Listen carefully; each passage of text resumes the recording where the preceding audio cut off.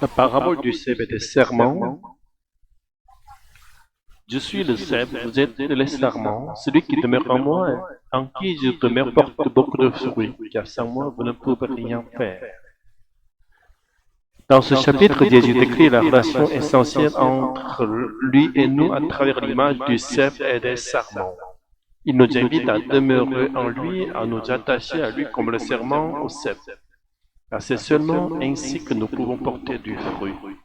Et pour bien comprendre cette relation, nous ne devons pas négliger les versets 1 et 26 qui encadrent ce passage.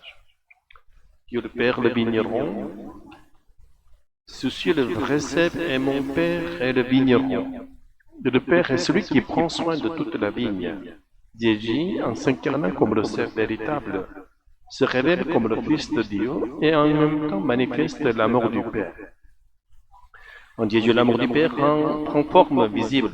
Il nous fait connaître Dieu non seulement comme Créateur, mais comme Père plein de soins et de tendresse, qui cultive, taille et veille pour que nous portions du fruit. Le Saint-Esprit envoyé par Jésus.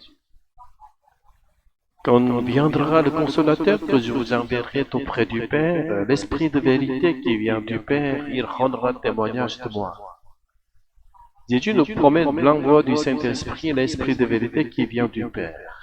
Il rendra témoignage de Jésus et nous aidera à demeurer en lui. Mais plus encore, c'est par lui que Jésus demeure en nous et c'est encore par lui que nous pouvons demeurer en Jésus. Le Saint-Esprit rend possible la communion mutuelle entre Dieu et nous. Il a dit dans un double rôle, maître de vérité, il nous enseigne à comprendre et à appliquer la parole selon la volonté de Dieu. Personne divine, il habite en nous, rendant possible la présence de Dieu dans nos cœurs. Et c'est justement ce second rôle, celui de sa présence intime et silencieuse, que nous négligeons si souvent. Le Saint-Esprit nous introduit dans une communion réciproque avec Dieu. C'est par le Saint-Esprit que Dieu demeure en nous et que nous demeurons en lui. Mais le Saint-Esprit est souvent mal compris, car il ne se présente pas avec une image familière comme le Père ou le Fils. Il ne se met jamais en avant, mais accomplit humblement l'œuvre de Dieu. Sans lui, nous ne pouvons goûter aucune grâce, d'y porter les fruits de l'amour divin dans ce monde. C'est par lui que nous communiquons avec Jésus, que nous vivons la communion avec le Père. Sans le Saint-Esprit, nous ne pouvons rien faire. Prenons un exemple biblique. Les descendants de Caïn, dotés d'intelligence humaine, ont battu une civilisation brillante, mais sans Dieu. Ils ont plongé dans le mal. Lors du jugement divin, aucun n'a survécu. Seul Noé, poussé par l'action du Saint-Esprit, a cru et obéi à la parole. Il a été sauvé avec sa famille. Quand nos desseins nous révèlent notre impuissance sans Dieu, ce moment devient une grâce. C'est l'occasion d'accueillir le Saint-Esprit. Dans l'Ancien Testament, le Saint-Esprit n'habitait pas encore en permanence en l'homme, car il n'avait pas encore été envoyé par le Fils. Ainsi, même Noé, après le déluge, retombe dans ses faiblesses, révélant que sans une habitation stable du Saint-Esprit, l'homme reste vulnérable. C'est aussi le Saint-Esprit qui permet à Abraham d'entendre l'appel de Dieu. À chaque point de contact entre Dieu et l'homme, c'est lui qui est présent.